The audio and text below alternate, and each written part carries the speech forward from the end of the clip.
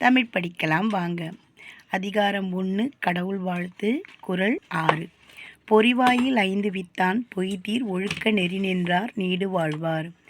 ஐம்பொறி வாயிலாக பிறக்கும் தீய ஆசைகளை அழித்து கடவுளின் பொய்யற்ற ஒழுக்க வழியில் நின்றவர் நெடுங்காலம் வாழ்வார்.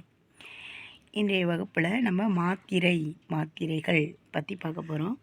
மாத்திரையை பொறுத்த வரைக்கும் அரை மாத்திரை, ஒரு மாத்திரை, 2 மாத்திரைகள் உள்ளது.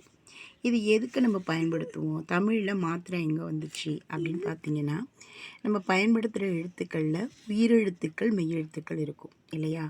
இப்போ இந்த மெய்யெழுத்துக்கள் 18க்கும் அதுக்கப்புறம்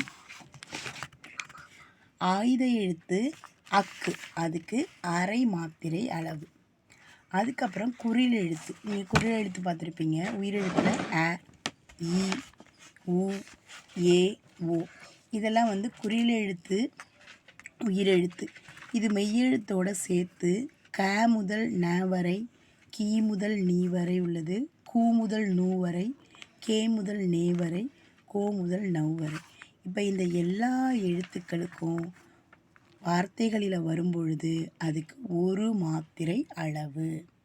சரியா? அடுத்தது நெடில் எழுத்துக்களான அ, இ, உ, ஏ, ஐ, ஓ, ஔ, இந்த எல்லா எழுத்தும் நெடில் எழுத்து. இதுக்கு 2 மாத்திரை. இதனோட சேர்ந்து கா முதல் நா, கி முதல் நீ, கூ முதல் நூ, கே முதல் நே, கை முதல் நை, கோ முதல் நோ, கௌ முதல் நவ், இந்த எல்லா எழுத்துக்களுக்குமே நம்ம 2 மாத்திரைகள் அளவு பயன்படுத்துகிறோம். இப்போ இது எந்த இடத்துல நமக்கு தேவைப்படுது அப்படின்னு பார்த்தீங்கன்னா, ஒரு வார்த்தையில் எத்தனை மாத்திரை அளவு இருக்குது. இப்போ உதாரணமாக கமலேஷ். அப்போ கமலேஷ்னு எடுத்துக்கிட்டிங்கன்னா, கேவுக்கு ஒரு மாத்திரை, மேவுக்கு ஒரு மாத்திரை, லேவுக்கு 2 மாத்திரை, இஷ்ஷுக்கு அரை மாத்திரை. அப்போ மொத்தம் கமலேஷ் என்ற வார்த்தைக்கு பெயருக்கு 4½ மாத்திரை. அதே அடுத்தது ஒன்று 2 மாத்திரை, 2 மாத்திரை வருது. எதுக்கு அப்படின்னு பார்த்தீங்கன்னா, கீதான்ற பேருக்கு. கீ அப்படின்னா 2 மாத்திரை, தா அப்படி என்றால் 2 மாத்திரை. ஸோ மொத்தம் 4 மாத்திரை.